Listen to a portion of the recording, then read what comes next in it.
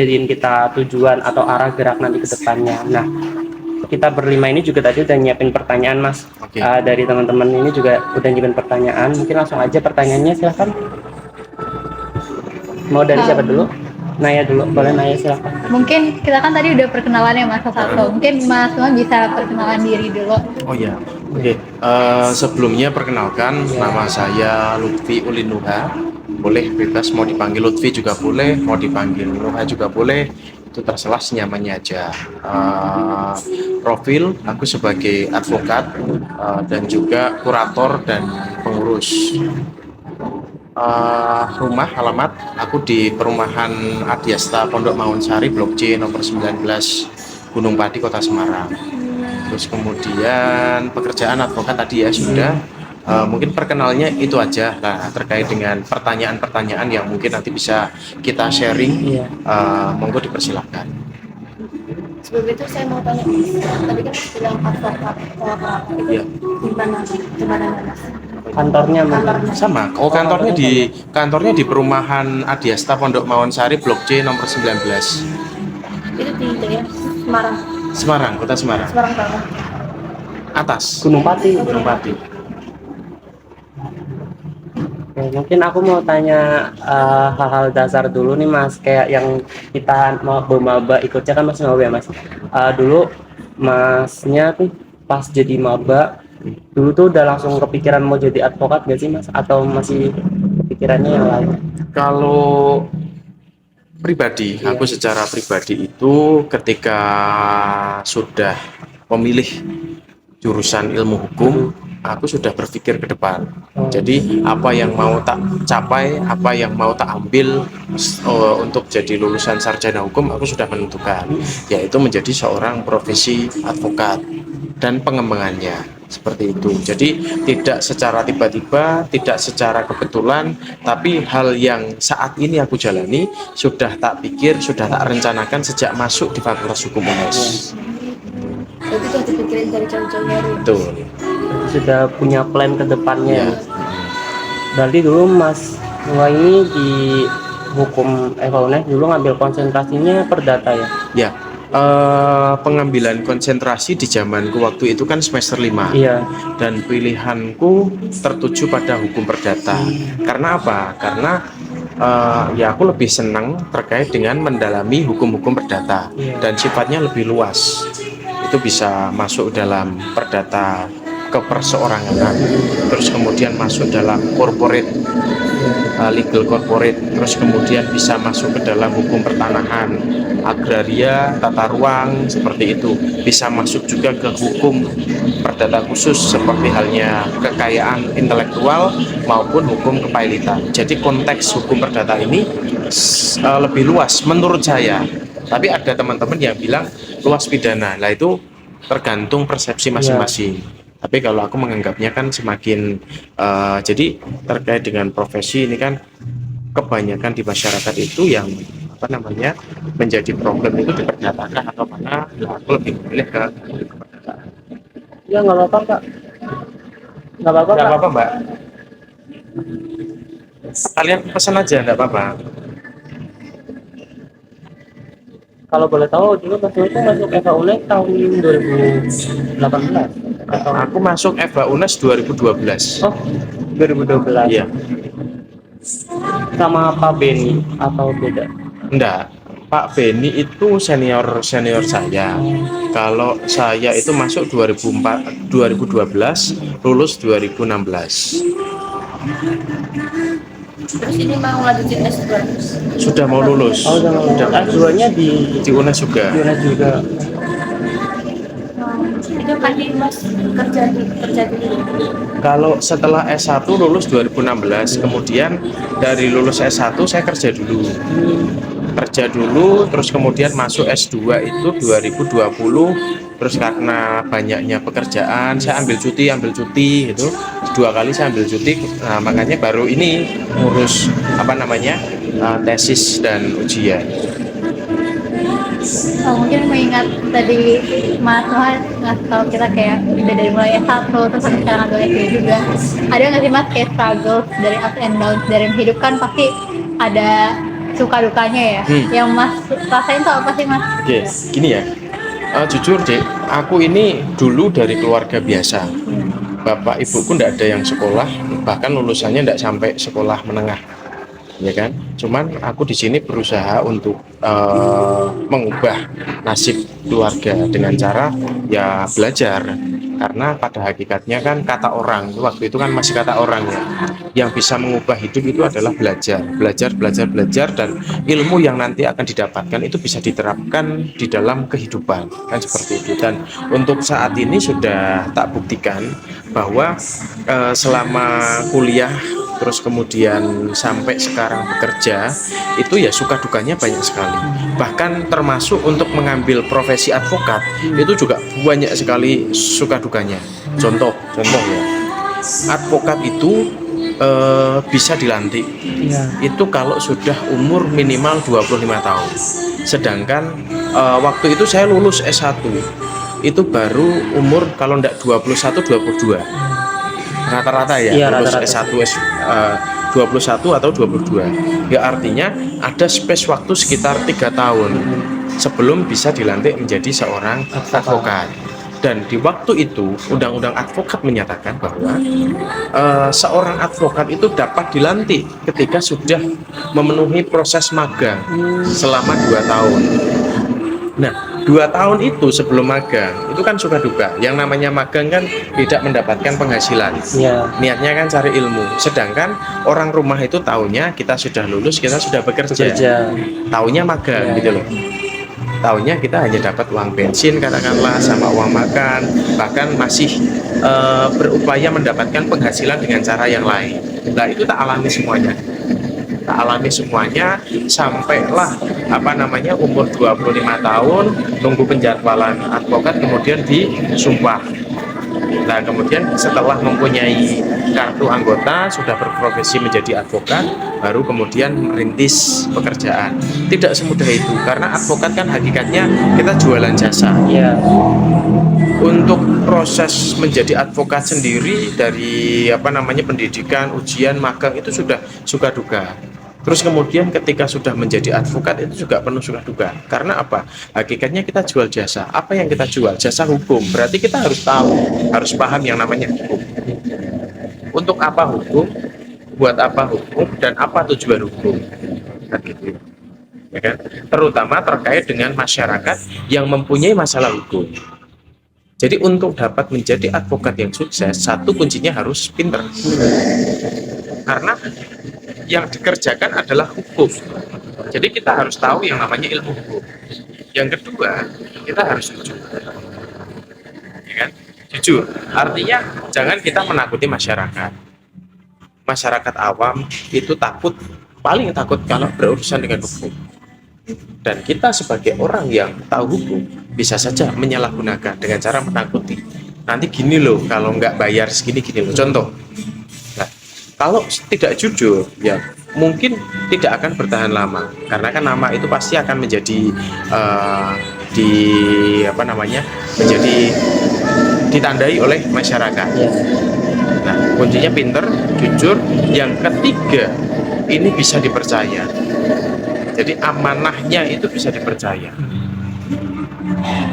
Jadi 3 syarat hukum. Kalau kamu sudah pinter, kamu sudah jujur, tapi kamu belum dapat dipercaya oleh masyarakat, di mana kamu dapat kepercayaan? Dalam hal ini adalah klien.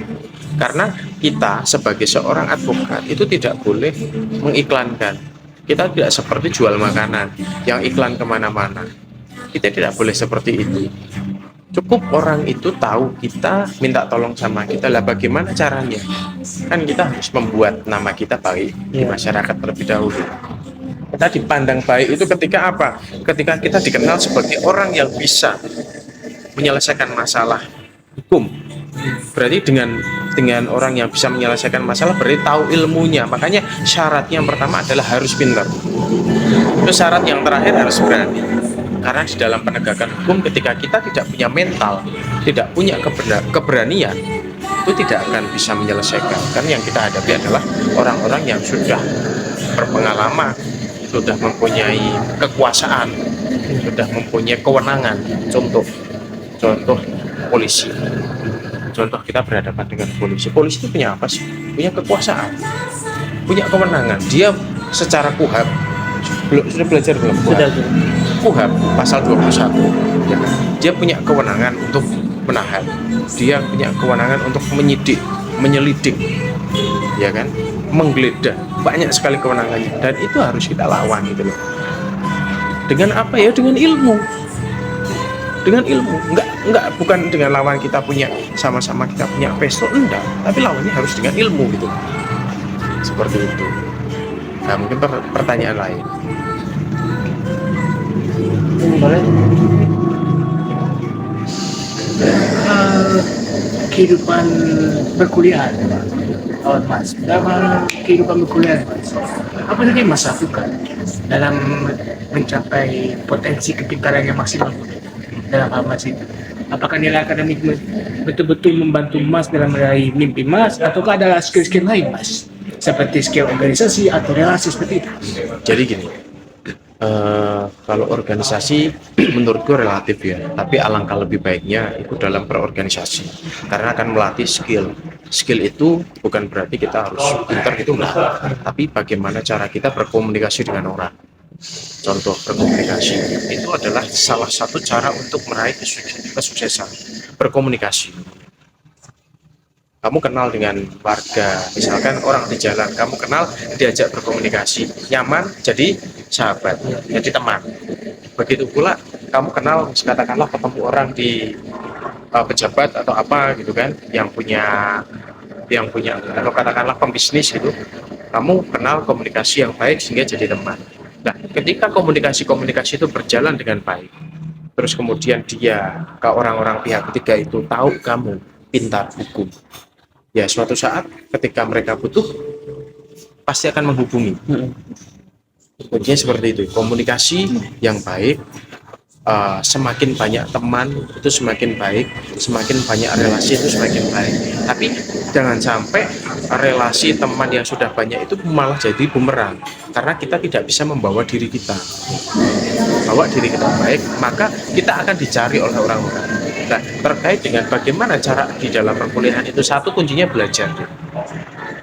Kuncinya adalah belajar. Terkait dengan mata kuliah ya, kalau aku bilang tidak semuanya yang ber-IPK tinggi itu paham terkait dengan ilmu. Tidak semuanya ber-IPK tinggi itu paham dan bisa melaksanakan. Jadi konsenku bukan yang IPK-nya tinggi, tapi pintar itu tahu ilmu, walaupun katakanlah kamu nilainya B, tapi bukan berarti secara keilmuan dengan yang nilainya A, karena penilaian itu di dasarnya ada beberapa faktor, misalnya faktor absensi, faktor tugas, faktor lain-lain. Bukan berarti semua penilaian itu berdasarkan hasil ujian, berdasarkan dari semua riwayat akademik, kan enggak. Makanya ketika kita bicara bunga ya udah harus dilihat dari IPK. Terus terkait dengan organisasi kan banyaknya organisasi. Ya pilih aja salah satu untuk sebagai pengalaman, untuk kita belajar di bawah tekanan, belajar menjadi seorang pemimpin, belajar menjadi seorang yang bisa berargumen di depan umum. Dulu Mas Noah ikut organisasinya apa Mas dulu pasti? Saya banyak. Nah, saya pernah ikut BEM. Waktu itu jadi Menteri Dalam Negeri. Saya ketua ospek, ketua PPAK ya sekarang ini. PKKMB. Saya ketuanya. Terus kemudian saya ikut peradilan semu. Saya pernah jadi juara 3 peradilan semu. Terus kemudian saya ikut PCLC. Saya juga jadi eksekutif direktur di PCLC. Di PCLC waktu itu pernah jadi vokal terbaik waktu di UPH. Oh ya, oke Mbak menunya, belum ya? Minumnya apa? Langsung aja. Nanti biar kumpulan Mbak.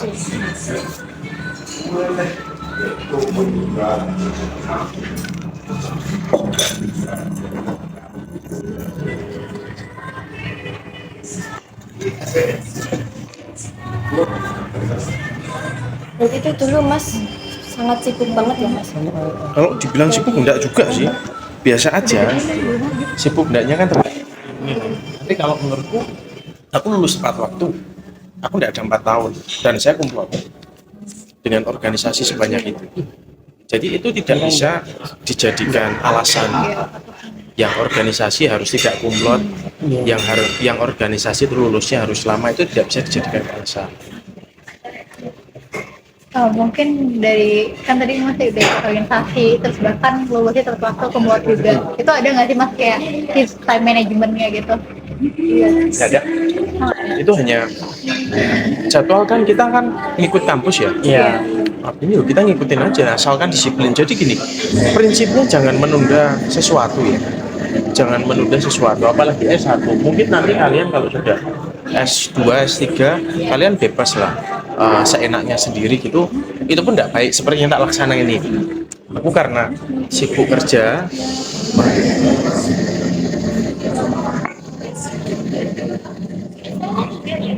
ada yang lain? Ini enggak. Enggak mas, saya agak radang. Yang lain nggak harus selesai kan? Udah mau minum sendiri? Oh iya. Oke. Makannya? Kamu makan? Nggak mau makan? Iya. Udah Aku tadi udah dibikin, Mbak. Ya udah, ini sampai 1 ya? Mau ya, sambil makan ya? Atau apa? enggak usah. Nggak usah. Udah. Nah, jadi nggak ada alasan. Kalau untuk S1, tanggung jawab kalian ke orang tua kalian adalah lulus tepat waktu dengan yang terbaik. Tanggung jawab diri kalian untuk mengembangkan di S1 adalah cara kalian berorganisasi. Itu harus dipegang teguh. Dan kalian ketika memang bisa membagi waktu, itu gampang sekali. Asalkan kita tidak menunda waktu, itu aja. Kuncinya itu, waktunya main-main, temanku banyak. Kata siapa yang ikut peradilan semu tidak bisa main? Aku main. Dan dulu waktu aku bilang, kita jangan diperbudak dengan berkas. Kita yang bisa menentukan. Kita tidak boleh stay sini sampai sini, tapi kita menjalankan suatu yang efektif itu seperti apa. Semua manajemen waktu. Jadi kalau aku bilang itu harus lembur sampai dengan jam 3 pagi, besoknya ngantuk, itu hal yang salah. Itu hal yang salah menurutku. Begitu pula di dalam kerjaan, aku bisa mengerjakan berkas, katakanlah gugatan, jawaban, replik, duplik itu dengan waktu tidak ada setengah hari kok selesai. 2-3 jam sudah selesai. Dengan ngetik yang beberapa lembar itu 20 lembar, 25 lembar itu bisa selesai. Asalkan apa? Kita paham, kita tahu ilmunya. Jadi yang lama apa? Prosesnya, diskusnya. Mungkin kalau mengikuti sekarang ada kasus yang sedang kami tangani. Itu kasus Bank Jepara Arta, salah satu bank perusahaan daerah yang saat ini sedang dilanda mau kolaps. Ya. Oke Mbak, makasih ya Mbak. Itu bisa ngikutin, kalau mau ngikutin kita banyak setiap minggu, setiap minggu banyak sekali wartawan yang menemui kita setelah sidang. Itu kita melawan bupati, salah seorang bupati Kabupaten Jepara. Asli mana? Semarang. Kamu? Tegal. Tegal. Indramayu. Indramayu. Kamu? Saya dari Papua Barat. Oh, Papua Barat. Oke, kan berbagai daerah kan. Iya. Kalau mau ikuti perkembangan kasus Jepara Arta, pasti ada saya di situ. Pasti ada saya. Kuncinya di situ deh. Jadi tidak, misalkan banyak orang yang ikut berorganisasi lulusnya lama, alasannya A, B, C, D. Menurutku enggak, aku udah bisa buktikan itu. Aku lulus nggak ada 4 tahun, 3 tahun 10 bulan atau 9 bulan gitu. Organisasiku banyak, prestasiku ada di kampus. Kalau kamu masuk ke gedung K1, Iya. itu depan ruangan yang agak mau menuju tangga, Iya. ya kan? Itu ada foto. Oh iya. Itu ada aku. Karena waktu itu aku jadi ketua PPAK. sampingnya presber, namanya Pangarga Situmeang.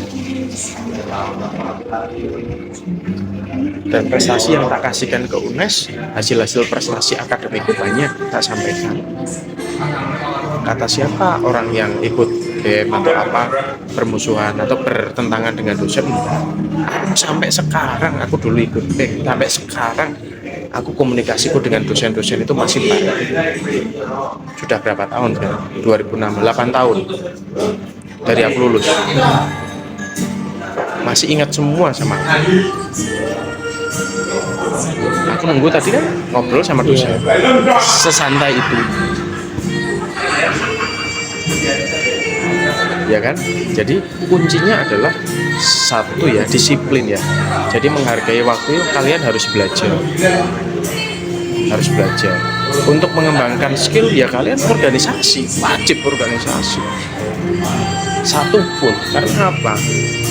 Yang namanya kalian nanti entah mau jadi apapun, pasti kalian akan menemui yang namanya tuntutan kerja. Pelatihannya apa? Organisasi.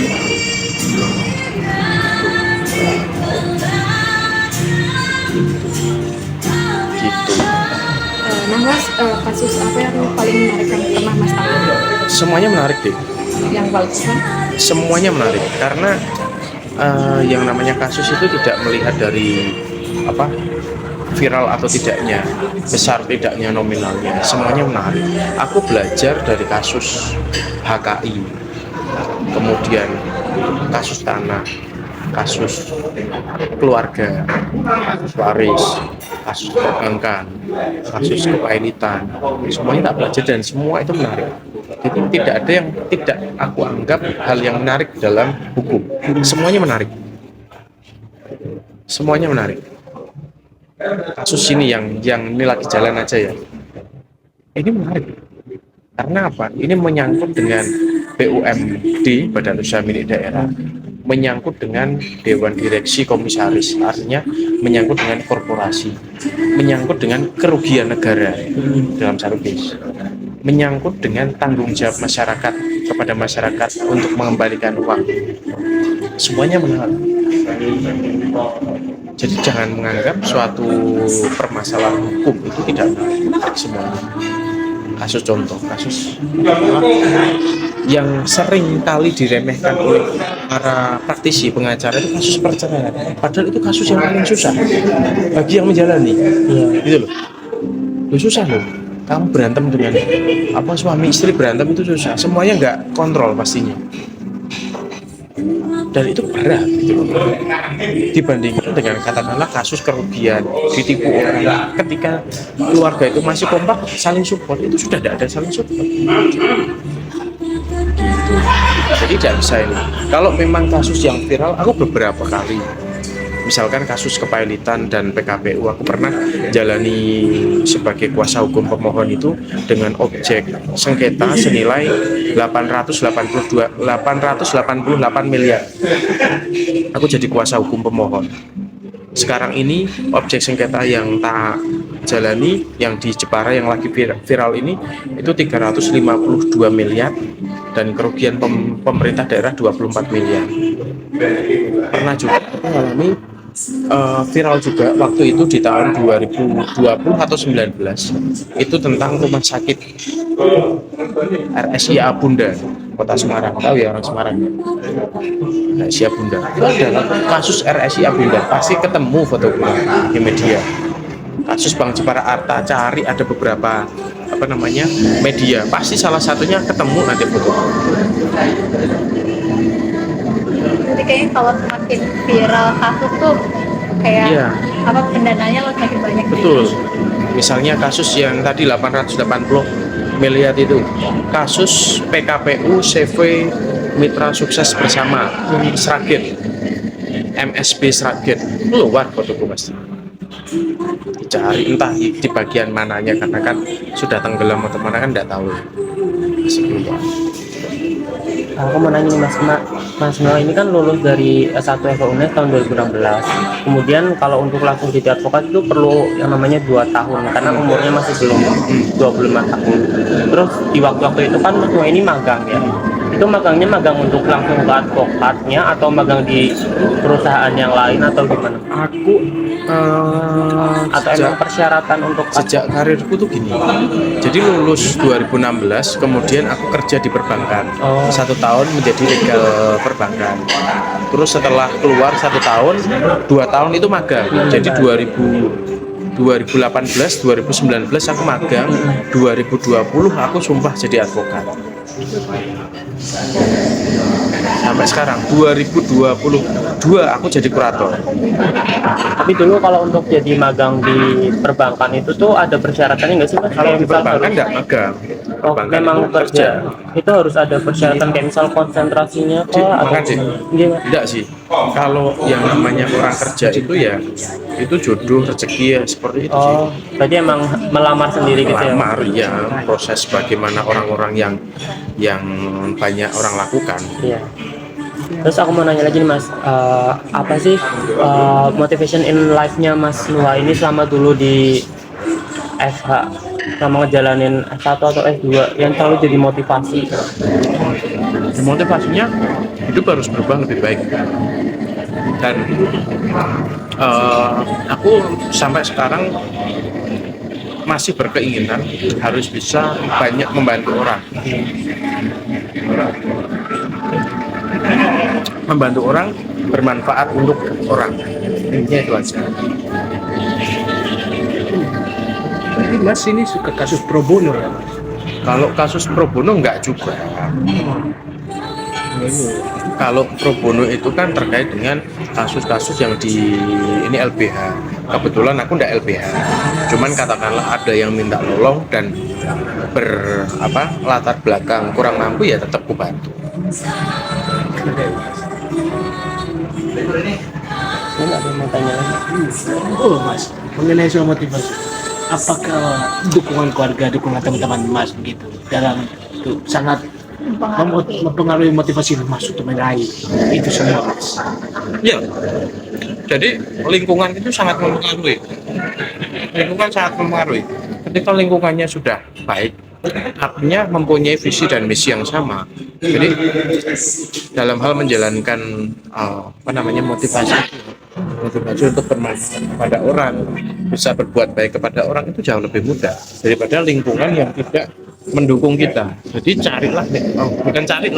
ciptakanlah lingkungan yang bisa saling mendukung.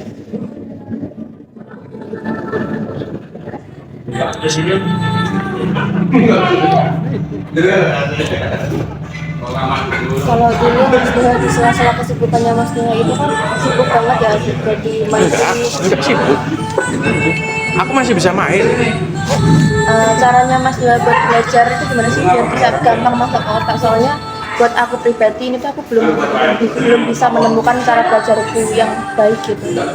Orang kan masing-masing. Iya. Ada orang yang belajarnya itu dari baca. Ada orang yang belajarnya itu mendengarkan, ya kan? Ada orang yang belajarnya itu melihat, oh caranya gini. Lah, kamu harus tahu kan terkait dengan karaktermu itu seperti apa. Ya, betul. Belajar yang seperti apa. Nah, itu tinggal dikembangkan. Tapi untuk yang katakanlah belajar sebagai advokat sendiri, belajarnya jangan misalkan searching di Google gitu ya. Contoh membuat gugatan itu enggak baik. Jadi kamu ketika mau belajar tentang salah satu kasus, kamu carilah yang namanya putusan pengadilan. Putusan pengadilan kamu download, kamu baca di situ. Itu di situ pasti kalau tentang perdata ya, itu pasti ada gugatan, ada jawaban, replik duplik, pembuktian, ada semua di situ. Kamu baca satu persatu, dalami. Terus baca pertimbangan hakim. Pertimbangannya bagaimana? Gitu. Jadi jangan, kalau mahasiswa kan cari udah contoh gugatan, keluarnya gambar, iya kan? Kamu pengen cari ilmunya siapa yang terkenal, tokoh Hotman Paris, cari aja putusan dengan kuasa hukum Hotman Paris. Wah, ada kok produknya dia. Di dunia ini tidak ada yang sulit. Berarti belajarnya dari real case. Iya loh. Tidak ada yang pintar, tidak ada, asalkan mau baca semuanya selesai. kamu bingung dengan kosakata gimana gimana, ya tinggal kamu banyak-banyak baca, nanti kan kosakata itu akan mengikuti. Iya kan? Contoh belajar bahasa Inggris ya, vocabulary kan. Ya semakin banyak kan semakin bisa. Selesai sama ya.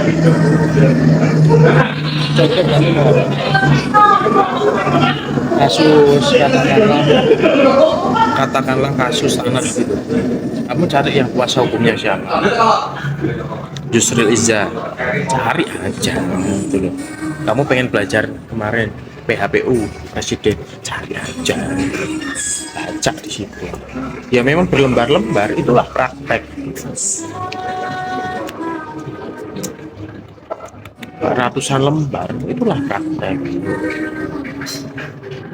Nggak usah cari yang tidak bisa dipertanggungjawabkan.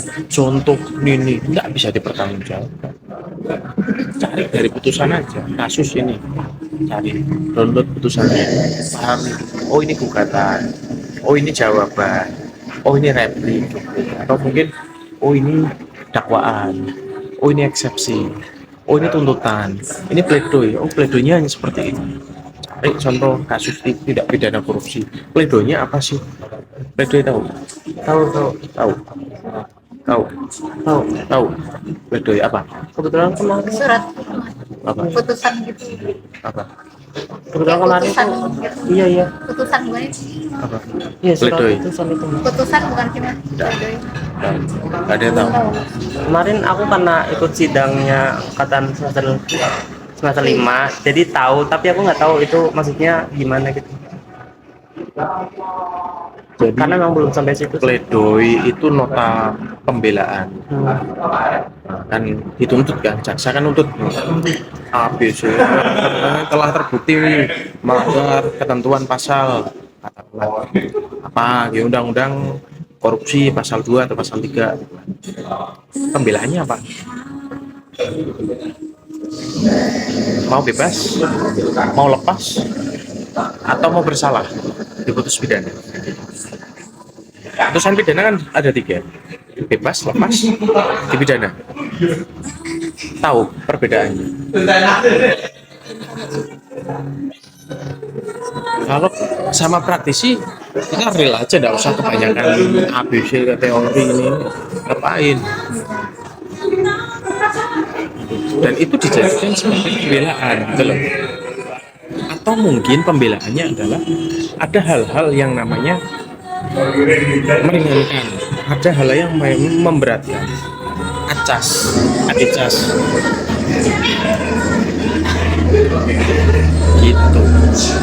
Itulah praktisi hukum gitu loh. Makanya kalau di TV gitu yang praktisi ya memang mereka secara apa namanya akademik memang pintar, makanya bisa tampil gitu. Kalau yang belum pernah tampil ya kira-kira masih. Kalau dulu atau bahkan sampai sekarang Mas ada tokoh panutan siapa gitu nggak Mas? Kalau panutan sih aku mana yang terbaik ya Dik ya, mana yang terbaik, mana yang bisa ditiru, kita ambil dari berbagai pihak. Nggak satu ini enggak. Jadi katakanlah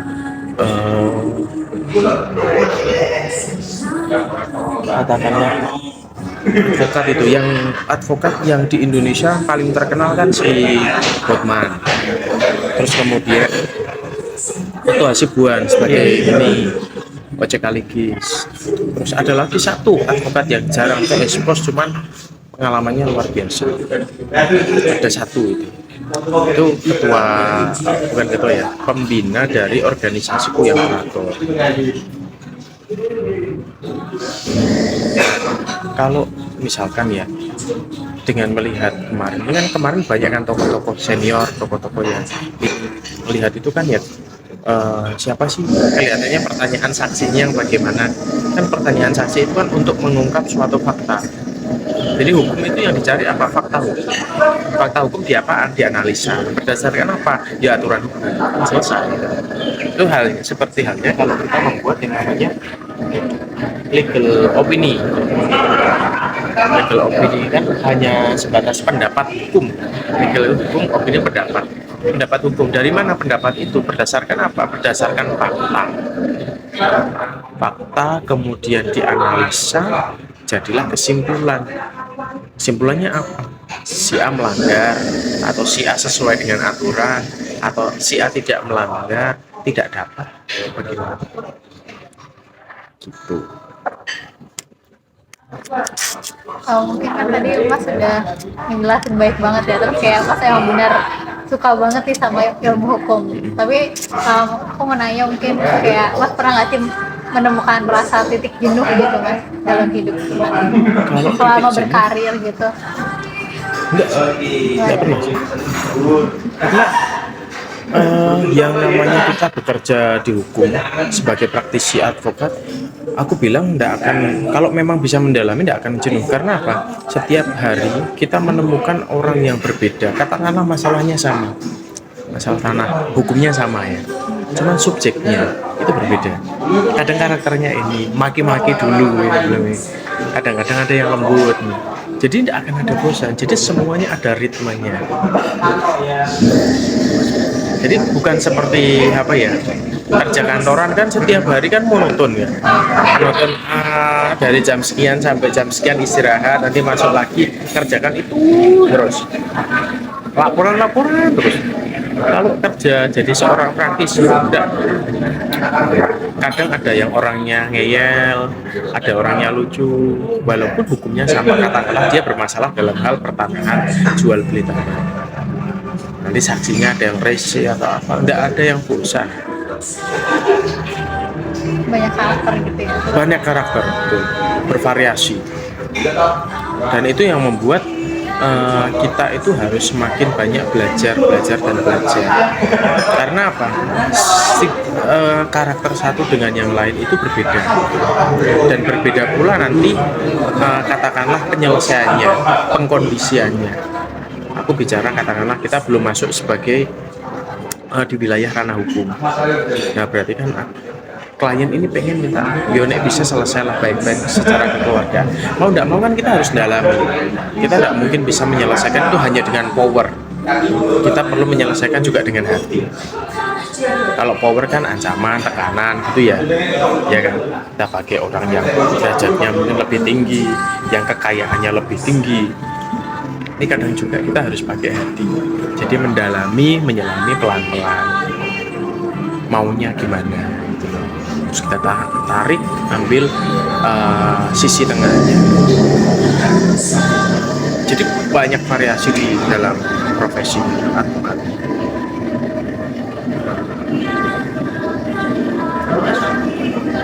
Saya mungkin sebelum pengacara dalam apa saja etika-etika yang dilakukan Mas? Kayak menjaga profesionalitas yang beracara begitu, apa saja? Kalau terkait dengan etika ya, etika itu kan berkaitan dengan tingkah laku. Ya sepanjang kita dipandang baik. Intinya kan etika itu kan tolak ukurnya tidak ada ya. Katakanlah di sini, etika di sini. Tidak ada larangan saya nggak pakai busana. Ada nggak tulisan di sini? Tapi saya pakai busana. Itu namanya etika. Nggak ada larangan. Nah, sepanjang kita bisa membaur, melihat kondisi dan situasi, bisa menyesuaikan, itu udah cukup. Kalau terkait dengan etika itu paling pantangannya adalah tidak boleh melakukan publikasi yang berlebihan dalam hal memasarkan diri. Kalau terkait dengan profesi, jadi tidak boleh mengiklankan. Kita tidak boleh beriklan. Dibuka jasa advokat segini, kasus ini sekian ribu, itu tidak boleh. Berupa teman. Tidak boleh dipublikasi. Aku mau nanya Mas, kan dari masa menuju ke advokatnya Mas Nuha, itu dulu tuh tahapannya apa dulu sih Mas? Bisa sampai punya kantor advokatnya, itu apakah emang harus ada awalannya gimana? Segini, awalnya lulus, syaratnya kan ini berkaitan dengan syarat menjadi advokat. Syaratnya lulus S1 berlatar belakang hukum. Yang kedua, telah melakukan pendidikan khusus berprofesi advokat. Yang ketiga, telah melaksanakan ujian dan lulus berprofesi advokat. Yang keempat, telah disumpah, ya kan? Telah disumpah dan berjanji akan melaksanakan ketentuan sebagai aturan perundang-undangan dan kode etik. Nah, syaratnya untuk disumpah kan harus magang 2 tahun. Nah, terus setelah itu, kalau terkait dengan kantor advokat, sebenarnya tidak menjadi penghalang. Katakanlah kantor advokat itu katakanlah bisa jadi hanya sebatas sebagai korespondensi surat menyurat. Itu tidak ada masalah. Tapi semakin lama kan kita dilihat dari profesionalnya. Jadi makin lama harus membangun interpretasi diri kita kan ada pada hal yang kita miliki. Kan kalau dibilang ajining diri ono ing busono. Kalau latih kan pembicaraan, ya kan? Busana. Artinya apa yang kita bawa? Pakaian, kantor, kendaraan.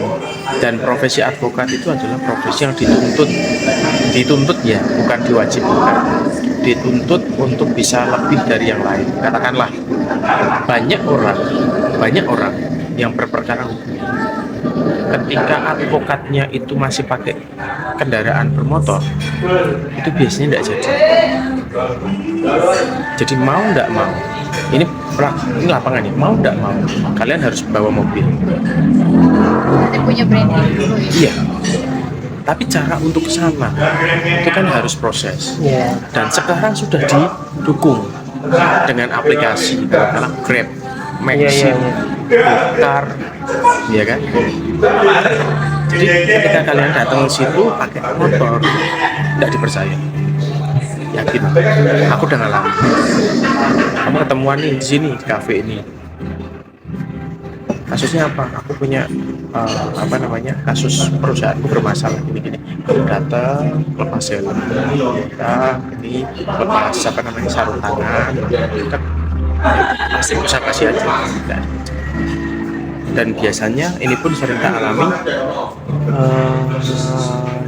Bilang, kendaraanmu apa mas? Aku tidak tahu alasan itu, cuman rata-rata orang yang berperkara itu seperti itu.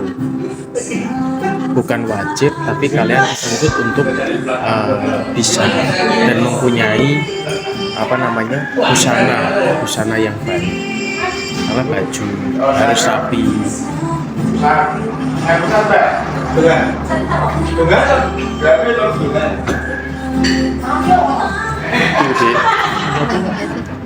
Kalau selama Mas berkarir itu ada nggak sih kasus yang paling membekas di kehidupannya Mas, atau selama menyelesaikan perkara tersebut Mas merasa kayak pertolongan Tuhan itu benar-benar ada gitu? Ada nggak sih Mas kasus kayak gitu? Tidak ada sih. Selesai. Saya tidak ada sampai yang itu mungkin kalau yang profesi lain ya. Tapi kalau advokat kan kita menjalankan aturan. Semuanya kan tertulis dalam undang-undang dan kita hanya menjalankan. Terkait dengan masalah pertolongan mungkin bagi klien iya, bagi orang yang percaya iya, yang berperkara iya, ada pertolongan Tuhan melalui ini.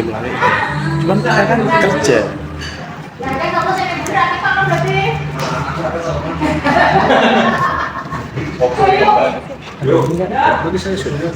Mungkin dari kami berlima cukup mas untuk pertanyaannya. Mungkin nanti kita bisa jalin komunikasi ya mas lewat WhatsApp mungkin untuk kita tanya-tanya lebih lanjut. Misal kita ada ketertarikan di advokat biar bisa belajar sama mas Muka juga. Mungkin itu aja untuk interview hari ini. Terima kasih banyak. Aku selaku perwakilan dari kelompok juga mengucapkan terima kasih udah mau menyempatkan waktunya dan udah mau menjawab pertanyaan-pertanyaan dari kami. Oke, siap. Sama-sama. Pokoknya sukses buat kalian semua. Harus lebih rajin, tunjukkan bahwa kalian ini bisa. Kalau yang lain belum support, kalian harus jadi pelopor.